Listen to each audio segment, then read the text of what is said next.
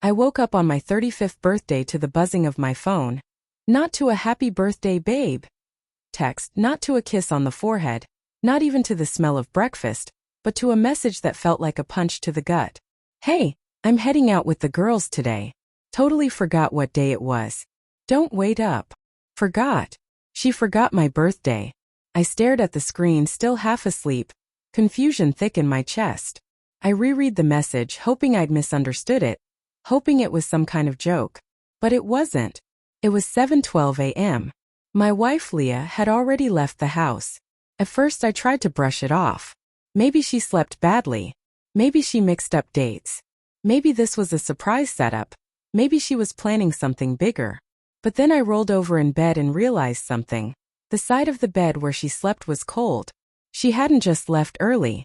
She hadn't come to bed at all. That's when the first sting hit. I told myself to relax.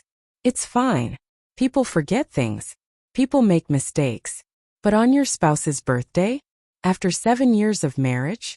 I got up, told myself a shower would clear my head. But even as the water ran down my back, a thought kept echoing. She didn't forget. She chose. By 10 a.m. I still hadn't heard from her. No call. No apology. No, I'll make it up to you. Nothing. Just silence. So I texted her. Me. Where are you? No reply. Another. Me, everything okay? Still nothing. Her read receipts were off, which wasn't unusual, but the lack of response felt like someone tightening a belt around my chest, one notch at a time. I sat on the couch, phone in hand, waiting, trying not to feel pathetic. And then something strange happened. My phone buzzed. I jumped thinking it was her.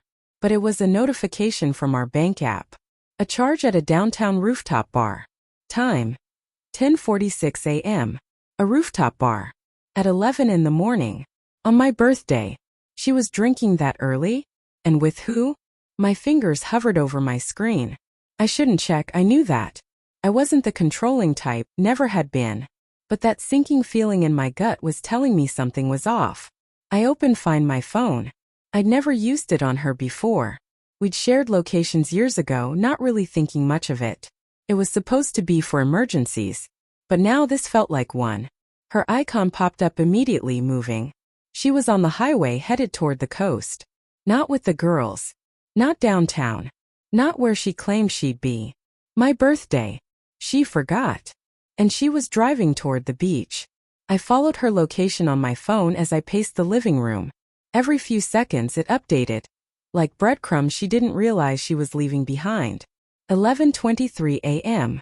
She stopped at a gas station. 11:37 a.m. She was moving again. 12:06 p.m. She arrived. A beachside restaurant. I opened their website. It was romantic, too romantic. Candlelit tables even during the day. Private cabanas, couples specials. My chest tightened. I hadn't been there in years, since our first anniversary. My hand shook as I grabbed my keys. I'm not going to snoop, I muttered to myself. I just need answers. My voice didn't even convince me. The drive took an hour, but it felt like a lifetime, me stuck in between disbelief and a horrifying kind of clarity. My thoughts kept circling the same questions. Why today? Who is she with? Why the lies? When I finally pulled into the restaurant parking lot, her car was the first thing I saw. Her silver SUV. The one I helped her pick out. My heart pounded so loudly I could feel it in my teeth. I scanned the area. People walked by, couples, groups, families. Faces blended together. I didn't even know what I expected to find. Until I saw her. She walked out of the restaurant wearing the dress I'd gifted her last year. Blue with thin straps. She told me she didn't like it. Said it wasn't her style. But she wore it today. She wasn't alone. A man walked out behind her. Tall. Confident. Laughing. And then she turned toward him with a smile I hadn't seen in months. Not the polite one. Not the tired one. The real one, the one she used to wear when she still looked at me like I mattered. She touched his arm. He touched her waist. My stomach dropped. It wasn't jealousy. It was grief. Immediate, sharp grief, like losing someone you love before the doctors even confirm it. I stayed in my car. Frozen. Watching as they got into his vehicle. I didn't recognize him. That almost made it worse. This wasn't some complicated history. This was new, exciting, secret, the worst kind of betrayal. A notification buzzed on my phone. Leah. Sorry, babe. Phone died. Be home later. Girls say hi. I almost laughed. Came out broken. Phone died. She was holding it 5 minutes ago when she got into his car. I didn't follow them again. I didn't need to. I'd seen enough to understand the story she thought she buried.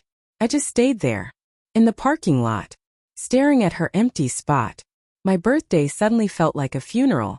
I came home around 4, drained and somehow hollow. She wasn't back yet. The house felt unfamiliar, like I'd stepped into someone else's life. I ended up sitting on the living room floor, staring at nothing, until I heard the garage door around 8. She walked in humming. Actually humming, like she'd had the best day in the world. Oh, you're home, she said, acting surprised. I told you not to wait up. Her eyes flickered with frustration first, then realization, then something else. Guilt. Maybe. Where were you? I asked, keeping my voice steady. With the girls, she replied instantly. Too instantly. I told you. I didn't say anything. I just looked at her. She shifted, her hand tightening around her purse strap. What? She snapped. Why are you staring at me like that? I know you weren't with them. Her face paled just slightly. What are you talking about? Your location, I said quietly. The restaurant. The man. Her jaw clenched. For a moment she didn't speak. Didn't blink. Just stood there frozen. Then she exhaled sharply. You tracked me. You lied to me. Silence swallowed the room. She finally sat on the arm of the couch, rubbing her forehead. It's not what you think. Then tell me what it is. She stared at the floor. His name is Eric. We met at work. We've been talking. Only talking. Talking. I repeated bitterly. Nothing happened, she insisted too fast. I just needed someone who listens. Someone who makes me feel alive again. I swallowed hard. On my birthday? She flinched. I didn't mean to hurt you. But you did. Her eyes filled, not with tears, just something like regret. Or maybe regret at getting caught. We haven't been okay for a long time, she whispered. I didn't argue. Deep down I knew we'd been drifting. But drift isn't betrayal. Distance isn't deceit. You could have talked to me, I said. You could have tried. She shook her head. I didn't know how. And sneaking away with another man was easier? She didn't answer. That hurt more than anything else. We talked, if you could call it that, until midnight. Circling the same pain. The same brokenness. Her reasons felt like excuses. My questions probably felt like accusations. At one point she finally said, I wasn't going there to cheat. I just wanted to feel wanted. Just for a day. You're my wife, I said quietly. You were wanted every day. She closed her eyes. Not by me. And that was the moment I realized something painfully simple. She wasn't choosing him. She wasn't choosing me. She was choosing a different life. One where she didn't have to face what we'd become. We didn't sleep in the same room that night. In the morning, she sat on the edge of the bed with her hands clasped. I'm sorry, she said softly. I really am. I didn't expect it to go this far. What do you want? I asked. She didn't respond immediately. I want some space, she finally said. Time to figure out who I am. Time to figure out what we are. Or if we still can be anything. It wasn't the answer I wanted.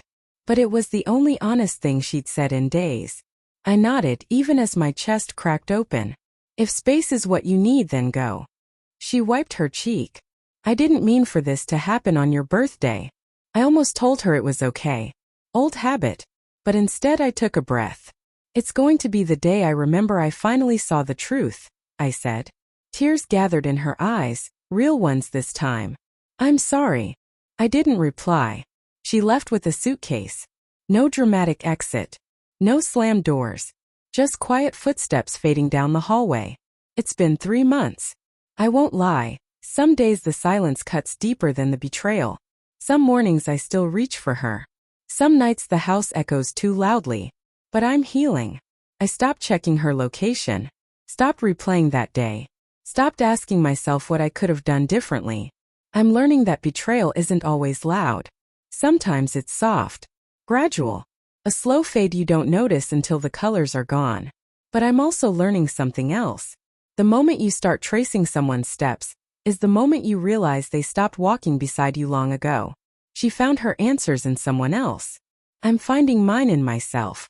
And for the first time in a long time, I'm finally moving forward.